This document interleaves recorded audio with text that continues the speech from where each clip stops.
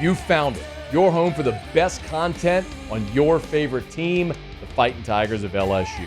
Do us a favor. Subscribe to the channel. Leave your comments below. And be sure to smash that like button.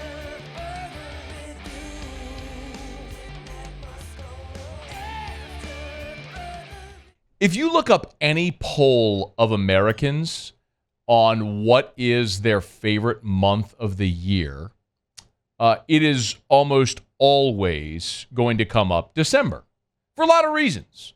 You've got Christmas, the holiday season. A lot of people get time off of work. You generally travel. You see family. For some of us, that's a good thing. For others, maybe not. You understand how it goes. But a lot of people, mostly it's December. My favorite month of the year, however, is not December. My favorite month of the year is October. Because October is the greatest sports month on the calendar.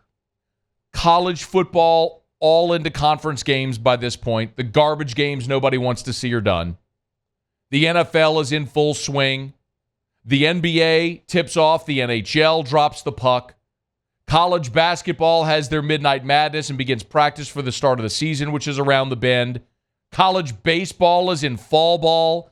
Everything's going on in the month of October. The weather's getting nicer. And for so many years, October has brought us my favorite rivalry that LSU plays.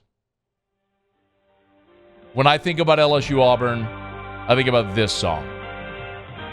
The original ESPN college football theme.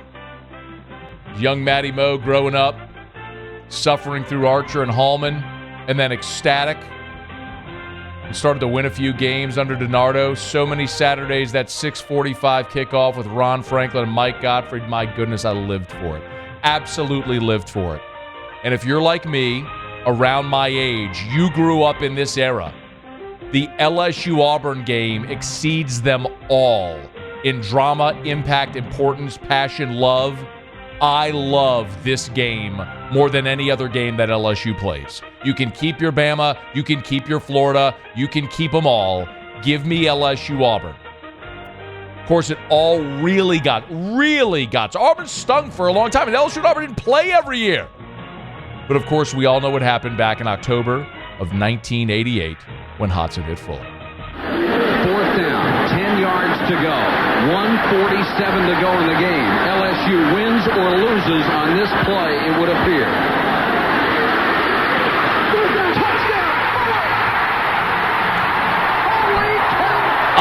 Yes. Mike Patrick on the call. A young Chris Fowler was the ESPN sideline reporter that night in Baton Rouge. Auburn leaves Baton Rouge with an L. LSU makes the earth shake, and all of a sudden, y'all, we had a series that was only just getting cranked up. I mean, I cried in 1994 when LSU kept throwing interceptions. Called my dad, who was at a conference in North Carolina. Dad, we're going to win. We're going to beat Auburn. No, son. No, we're not. But 95, it was awesome. We brought back the magic. Jerry D., Troy Twilley in the end zone. Redemption for Jamie Howard. 96 on the Plains. The barn's burning, and up came Rayon Hill with a pick six on the 2-point conversion to seal the deal. There's the snap. The pass. It is intercepted. Rayon Hill.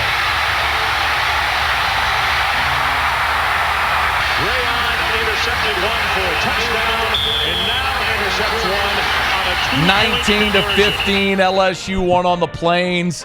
Cecil Collins did his damnedest in 97. There were cigars in 99. LSU wasn't very good in 2000. Then in 2001, I was one of the idiots that ran onto the field when LSU beat Auburn to claim its first ever SEC West championship, its first ever ticket to Atlanta. Fans are coming on the field to the other end of the stadium. He'll go to one knee, and that'll be the final play of the ball game. A record crowd tonight, 92,141. And they have seen the LSU Tigers complete a dream mission after. I mean, and we were still just getting cranked. Auburn did work in 02. LSU did work in 03. There was an awful leverage call on Ronnie Prude in 04, which might have cost LSU another shot at playing for a national championship. Auburn couldn't make a field goal. John Vaughn in 2005 just couldn't make a field goal in a game that went to overtime. I literally broke up with my girlfriend at the time at that game, sitting in the north end zone. 2006, there was a phantom PI that wasn't called. And then maybe the most dramatic moment of the entire Les Miles era, Flynn DeBird. 3rd and 7. And Flynn is back to throw for the end zone. Boom! Touchdown! Whoa! What a call! I mean, I don't really know what exactly was happening in that moment. We've heard the story told many times, but Demetrius Byrd came up with the dramatic reception. There, by the way, there would have been more than 1 second left. Had they reviewed it, they would have put more time back on the clock. The clock kept running, but still, Flynn DeBird lives on. And then we continued to see dramatic moments. The greatest SEC comeback in the history of Tiger Stadium, punctuated by a 75-yard punt return. DJ Chark in one of the hottest damn days any of us have ever experienced in Tiger Stadium. Marshall's punt in the air. Chark coming up, now backpedaling, fields it at the 25 near side. Now goes to the far side of the field. Has some blockers in front of him. He's to the 40, 45, down the far sideline. 35, 30, 25, 20, 50, 10, 5. Touchdown, Tigers! Oh my goodness. DJ Chark on the punt return. A play that, and God bless our good buddy Mario Jerez with the Go DJ call on the Spanish language broadcast. I mean, you want to talk about transformative calls from Mike Patrick in 1998 to Mario with his Go DJ call in 2017. Cole Tracy walked off Auburn on the Plains in 2018, and then just a year ago, back at Auburn, a defensive score, Micah Baskerville with a scoop and score, and then do you remember who sealed it for LSU? Who sealed it for LSU on the Plains a year ago? Double tight set, throw over the middle to Coy Moore, and it's taken away and intercepted. Coming the other way, Greg Brooks with an INT. Back into Auburn territory around the 45-yard line. It was Greg Brooks with the interception that sealed it. Nothing on the sports calendar gets me more excited than LSU and Auburn. I get why we all love LSU Alabama, why it means what it means. I understand it all. But every single fan has the thing that's rooted deep within them and why they love it.